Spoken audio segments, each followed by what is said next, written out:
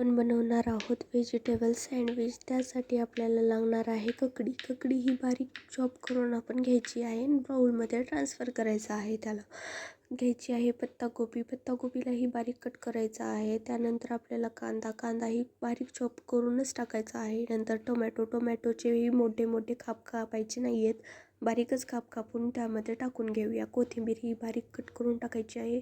शिमला मिरची पण बारीक कट करून, चवीपुरतं मीठ टाकून मेयोनीज टाकायचं आहे. खूप सारं मेयोनीज टाकून त्याला चांगल्या पद्धतीने मिक्स करून घेऊया. त्यानंतर आपल्याला ब्रेड घ्यायचा आहे. ब्रेडचे चारही टोकं आपल्याला चारही साईड आपल्याला कट करून घ्यायचे आहेत चाकूच्या साहाय्याने, किंवा आपण कात्रीच्याही साहाय्याने घेऊ शकतो. त्यानंतर आपण ब्रेडवरती आपल्याला व्हेजिटेबल जो आपण मिश्रण बनवला होता तो टाकून घ्यायचा आहे. त्यानंतर दुसरा ब्रेड त्याच्यावर ठेवून त्याचे त्रिकोणी असा आकार येईल असं कापून घ्यायचं आहे. हे आपलं रेडीमेड सँडविचसारखंच बनतो आणि हे घरगुती सँडविच आहे. खूप कितीही बनवून खाऊ शकतो आपण, घरातल्याला पोट भरून खाऊ शकतो. हे नक्की ट्राय करून बघा. लाईक करा, शेअर करा आणि सबस्क्राईब करा आवडला असेल तर.